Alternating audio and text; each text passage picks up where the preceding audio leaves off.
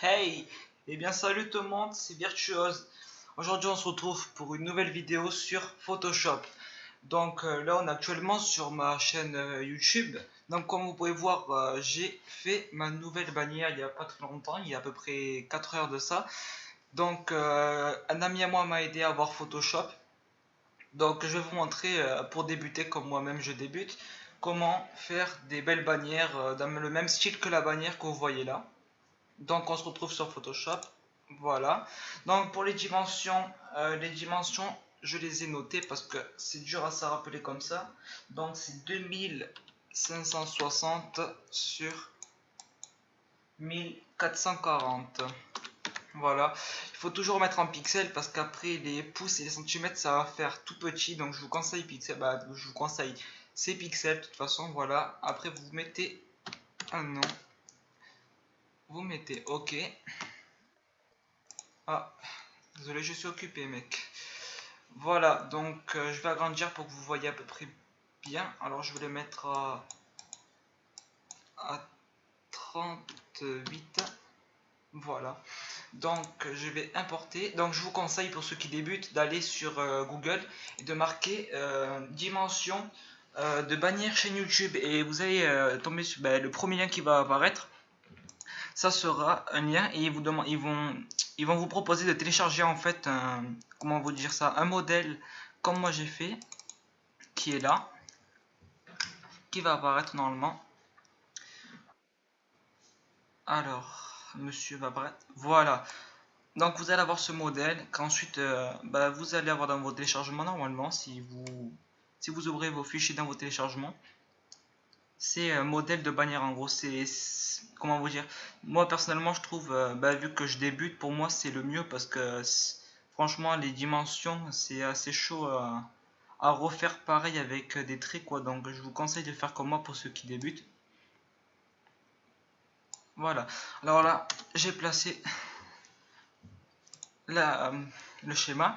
Donc ensuite on va aller chercher un fond pour mettre sur la bannière. Alors texture, back. Moi je mets toujours un fond noir parce que c'est mieux pour le début pour s'y repérer. Après vous pouvez changer à la fin, je vous montrerai comment on fait. Mais si je sais comment on fait déjà, parce que même moi je ne sais pas, vous voyez.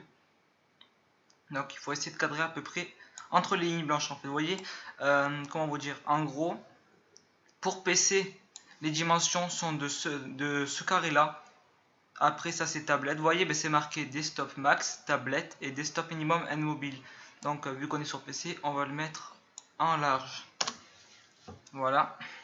Alors ensuite, on va mettre un texte.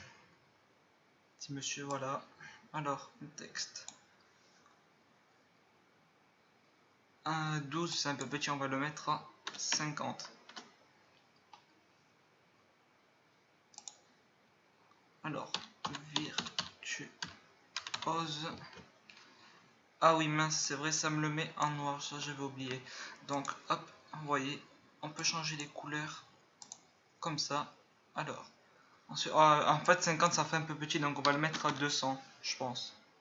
Même 200, c'est assez petit, donc on va le mettre à 260. Voilà, 260. Ensuite, on va changer la police. Bon, il y a des polices à télécharger. Moi, j'ai déjà téléchargé de ma part. Je vous ferai un tuto comment télécharger les polices et les effets. Pour moi, c'est déjà fait de ma part. Donc là, je vais changer. Voilà. Exactement comme ça. En fait, c'est trop grand. On va mettre à 240. Même 240, c'est trop grand. Vous voyez, il faut vraiment regarder les dimensions parce que c'est vraiment énorme. Vous voyez, là, c'est encore trop grand. Vous voyez, donc là, je vais le mettre à 220.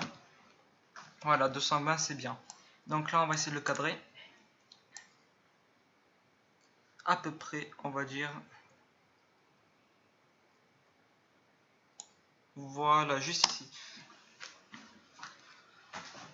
Ensuite, vous voyez sur le côté, il y a plein. Moi j'ai plein d'effets que j'ai téléchargés.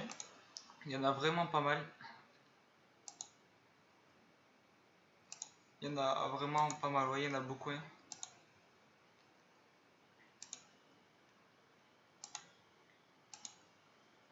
Il y en a des pas mal, mais il y en a des moins bien. Personnellement, moi, sur des fonds noirs, je préfère toujours mettre des trucs clairs, par exemple comme celui-là. Ou celui-là qui est vraiment pas mal aussi. Pourquoi tu veux pas te mettre? Allez, dis-moi.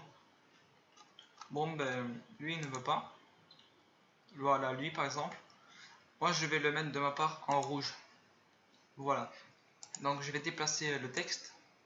Parce que je l'ai mal cadré. Juste ici. Ensuite, on va aller dans mes fichiers. Après, il y a des packs à télécharger spécial GFX. Vous voyez, moi, j'étais sur Internet, j'ai téléchargé des packs directement. Parce que, franchement, trouver les photos une par une sur Internet, c'est assez dur, on va dire. Et c'est surtout assez long. Donc, c'est mieux de télécharger des packs. Il suffit juste d'aller sur YouTube et de marquer pack GFX et vous aurez plein de choix de packs.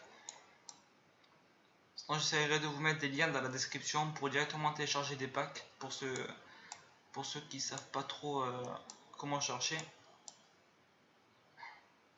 Donc là, je vous précise, je vous fais une petite bannière vraiment débutant, quoi, parce que je ne sais pas encore, on va dire, très bien manier Photoshop, on va dire. Donc je vous montre à peu près pour les débutants qui débutent comme moi, pour faire des petites bannières pas mal. Ça c'est fun quand on débute de faire des belles bannières, quoi. Donc voilà. Pour préciser, j'ai mis la ligne rouge pour faire un petit effet, en fait, vu qu'avec le rouge, après il y a plusieurs couleurs, on peut en trouver plusieurs. Moi je n'ai pas téléchargé énormément vu que ça me serait d'aucune utilité, vu que pour l'instant je débute et je fais des trucs basiques. Donc là je vais aller chercher des objets. Voilà, par exemple, voilà celui-là, on va prendre le petit zombie là. Hop là. On va le baisser en sorte que ça rentre dans le rectangle. Vous voyez là, faut faire attention parce que des fois ça dépasse un petit peu. C'est ces petits défauts là qui gâchent tout. Donc voilà, ensuite on va faire rentrer. Alors pour faire passer le zombie derrière le pseudo, vous voyez à droite il y a la colonne de nos calques. Il suffit de rester cliqué sur le zombie BO2 et de descendre jusqu'à là pour que le personnage passe derrière le pseudo. Donc on va faire pareil pour le deuxième zombie qui se situe ici. Voilà. Et pour trouver des logos comme ça de zombies, et pas que des zombies, il y a plein de choses. Il suffit juste d'aller sur Google et de marquer, par exemple, on va dire si vous aimez des images, on va dire Black Ops 2, ben de marquer Black Ops 2 PNG. Et ensuite vous allez avoir, par exemple, vous allez avoir des armes en PNG, c'est-à-dire un PNG c'est comme ça, vous voyez. Il n'y a pas les, ça veut dire que c'est déjà découpé en gros, il n'y a pas de contour blanc ou noir. C'est pour ça que ça s'appelle PNG en gros. Donc vous voyez, là je le mets ici. Voilà.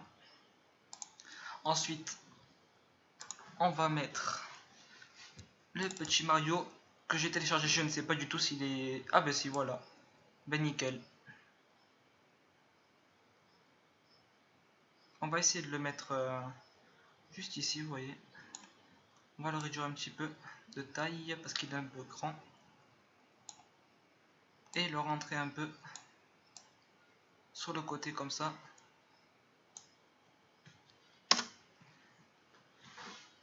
Et voilà.